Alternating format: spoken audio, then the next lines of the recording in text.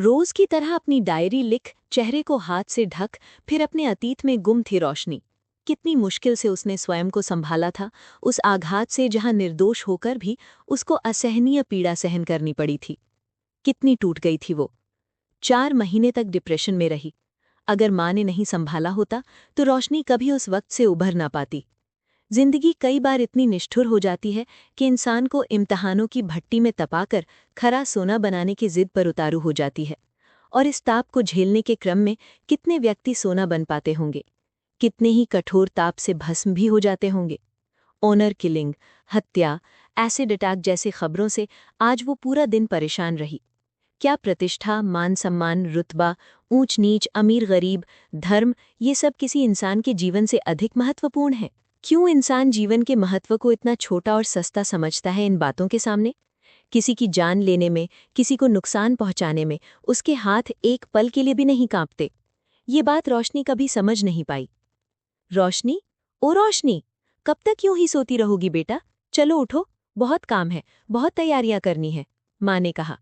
रोशनी का उत्तर न मिलने पर माँ समझ जाती है, जरूर कोई बात है। माँ रोशनी के कमरे में जाती है और देखती है कि वो अपने चेहरे को हाथों से ढके बिस्तर पर लेटे हुए न जाने किन ख्यालों में खोई हुई है। वरना माँ की एक आवाज पर है वो हाजिर हो जाती है। तबीयत तो ठीक है बेटी? माँ रोशनी के पास आकर बैठती है, उसे प्यार से उठाती है। तू उदास होती है तो मेरा जी बैठ जाता है। तुम गांव नहीं जाना चाहती तो कोई बात नहीं, जैसा तुझे अच्छा लगे वैसा कर लेंगे। तू बस खुश रहा कर। तेरी उदासी से मुझे बहुत डर लगता है। तेरी बूढ़ी माँ में अब इतनी शक्ति नहीं। माँ की आंखों से टप टप आंसू गिर पड़ते हैं। रोशनी कसकर माँ को बाहों में भर लेती है। ओ माँ, तेरी बिटिया बिल्कुल ठीक है। वो तो काम के कारण थकान हो रही है, थोड़ा सिर दर्द हो रहा है, ठीक हो जाएगा। और क्यों नहीं जाएंगे गांव? जरूर जाएंगे। बाबूजी भी तो यही चाहते थे ना, और तुम भी। मेरे लिए तुमसे और बाबूजी की खुशी से बढ़कर कुछ नहीं है। बताओ क्या काम है? जल्दी से अपने हाथ की अदरक वाली कड़क चाय पिला दो, मैं भी तैयार हो जाती हूँ। पिता की बरसी पर माँ गांव के मंदिर में पूजा करवाना चाहती है। पिछले 2 सालों से वो रोशनी के कहने पर शहर में ही पूजा करवा रही थी, पर इस बार न जाने क्यों गांव जाने की जिद पकड़ी हुई है।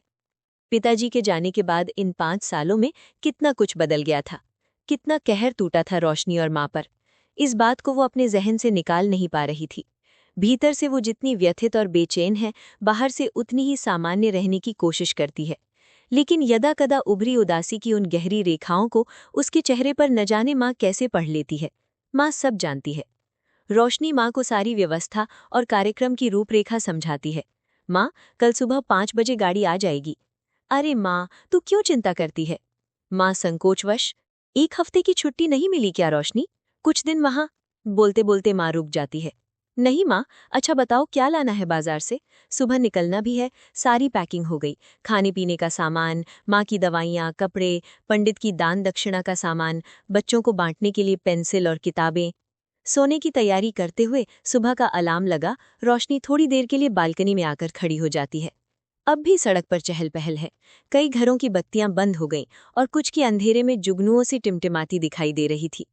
चंद्रमा आकाश में इठला रहा था, मानो अनगिनत तारों के बीच वही शहंशाह हो और अपनी चांदनी के दंभ में फूला फूला गर्वीला सा। कितना सुंदर है ये आसमान! इतने घोर अंधियारे में भी इन चांद तारों की रोशनी का अपना ही महत्व है। ठंडी शीतल पवन के झोंके रोशनी को सुकून दे रहे थे। इतने में एक टूटता हुआ तारा दिखाई देता है, लेकिन रोशनी अनमनी सी उसे देखती है और बालकनी का दरवाजा बंद कर भीतर आ जाती है। खुद से कहती, अब कोई ख्वाहिश शेष नहीं है।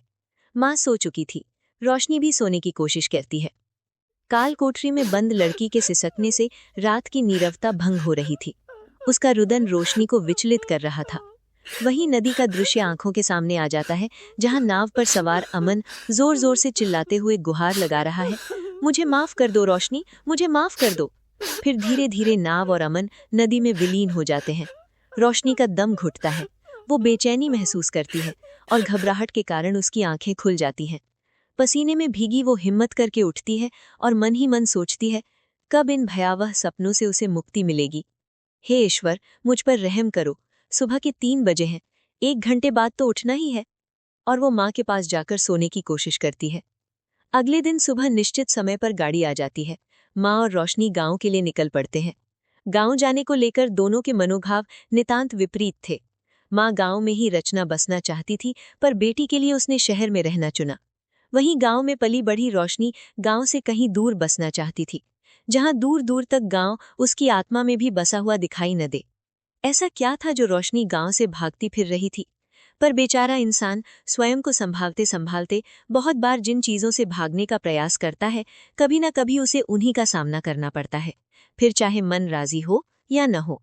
यही रोशनी का हाल था। आज मौसम भी धूप छांव का खेल खेल रहा था। कभी सूरज बादलों में छिप जाता तो कभी निकल जाता। तभी शहर के बाहर बने डिस्ट्रिक्ट जेल की बड़ी बड़ी लाल रंग की दीवारें दिखाई देती हैं। रोशनी के कानों में फिर किसी लड़की की सिसकने का स्वर गूंजता है। वो झट से आंखें मूंद लेती है। तेज रफ्तार से दौड़ती हुई गाड़ी के साथ उसे जेल अपने और करीब आता हुआ दिखाई देता है।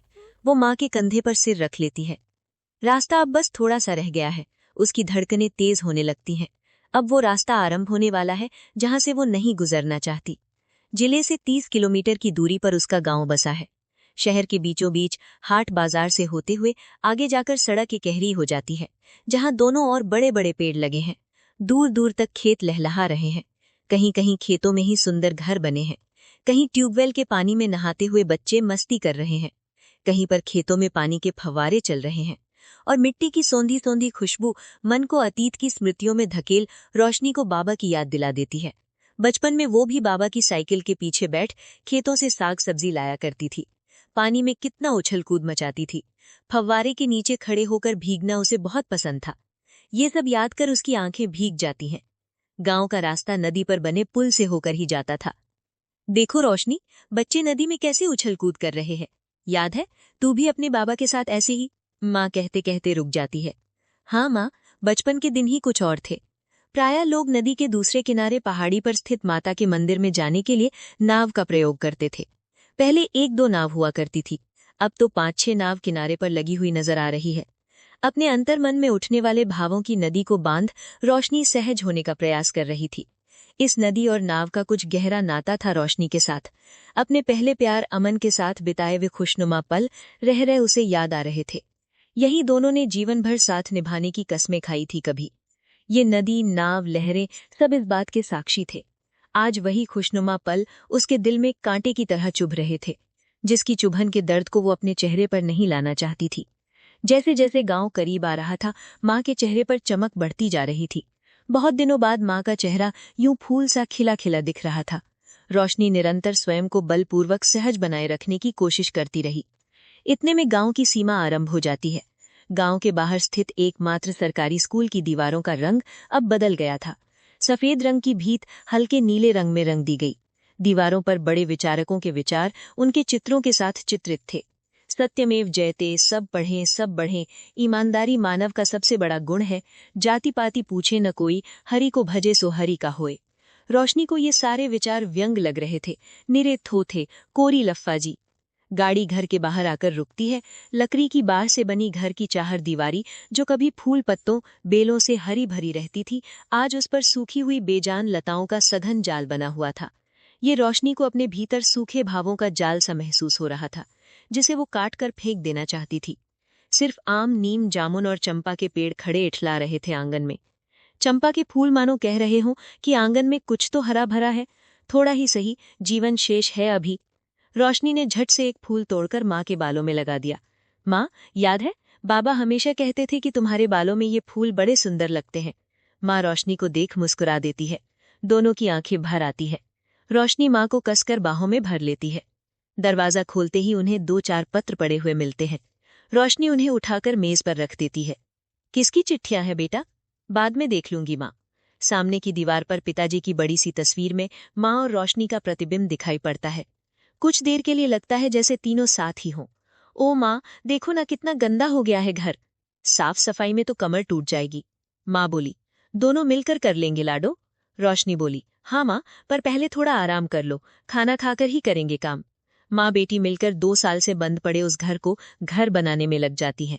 माँ रसोई संभालती है, रोशनी साफ सफाई में जुट जाती है।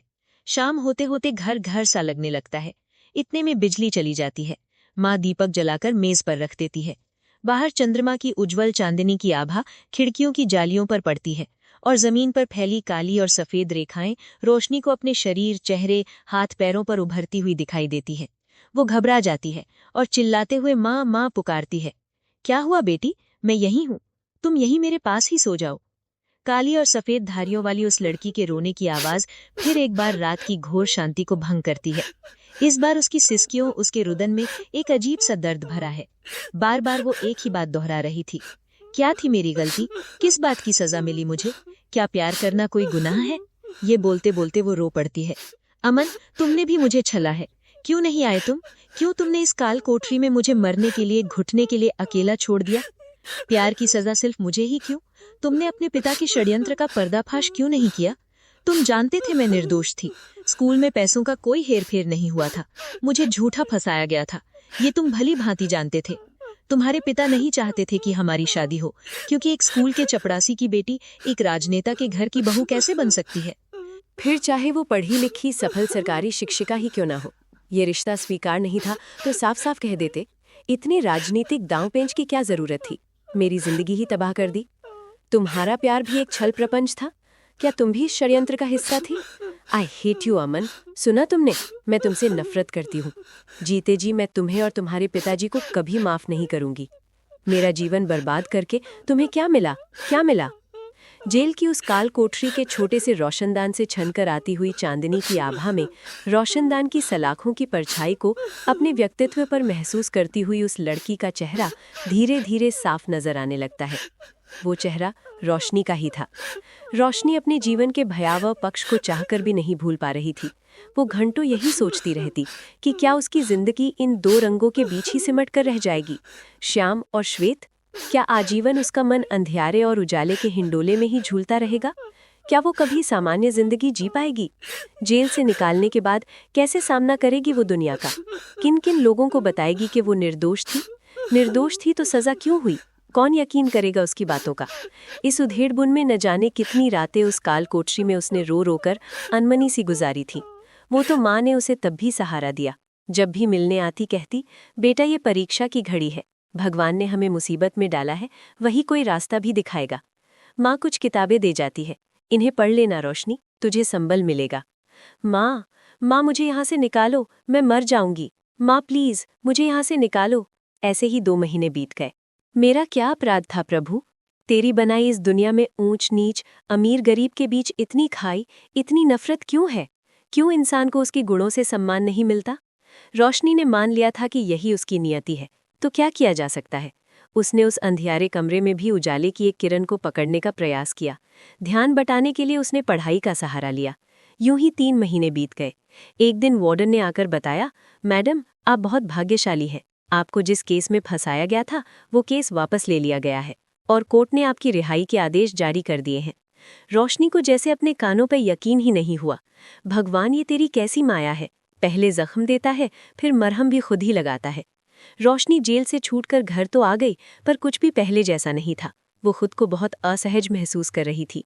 स्कूल और गांव छोड़ने का उसने मन बना लिया था। सरकारी नौकरी से इस्तीफा देना उसके लिए आसान नहीं था।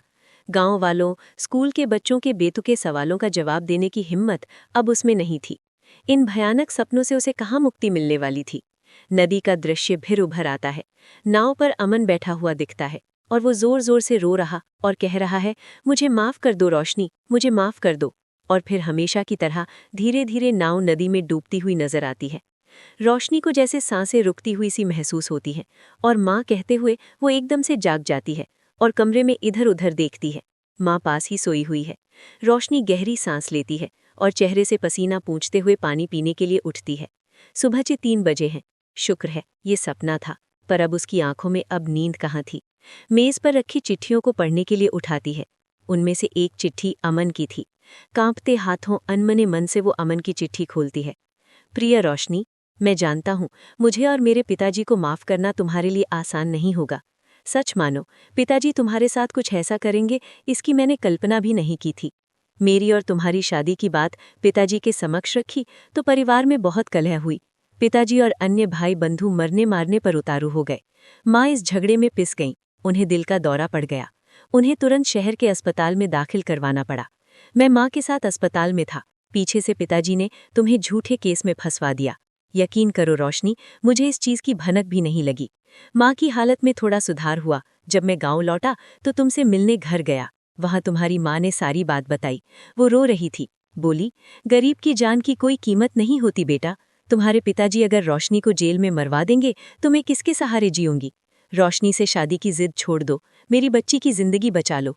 पिताजी से मैंने केस वापस लेने की अपील की, परंतु वे कुछ सुनने को तैयार नहीं थे। वो बोले कि अगर बिरादरी और अपनी हैसियत के घर में शादी का वचन देगा तो ही कुछ करेंगे। अपनी झूठी शानो शौकत के लिए वो अपने ही बच्चे से सौदा कर रहे थे। मेरे लिए वो पल बहुत कठिन था रोशनी। तुम्हें बचाने में ही तुम्हें पाना था और वास्तविकता में खोना। बहुत मुश्किल से जगह जगह जाकर सबूत इकट्ठा किए। ये सब आसान नहीं था, लेकिन इन सब में हारा मैं भी हूँ, पिसा मैं भी हूँ। मैंने सोचा, जरूरी तो नहीं हर प्रेम की सफलता या प्रतिफलन पा लेने में ही हो। अगर मेरे प्यार की कुर्बानी से तुम्हारी जिंदगी बच जाए तो शायद यही सही है। हमारे प्यार की यही किस्मत थी कि तुम्हें पाकर तुम्हें खोना था। तुम जब लौट कर आओगी तो शायद मैं तुम्हें न मिलूं, लेकिन मुझसे नफरत मत करना रोशनी। जहां रहना खुश रहना और अपनी सकारात्मकता से चारों तरफ रोशनी बांटना। हो सके तो मुझे माफ कर देना। तुम्हारा अमन। रोशनी की आंखों से आंसू झर रहे थे, जिनमें अमन के लिए हृदय में व्याप्त नफरत भी धीरे धीरे बह गई।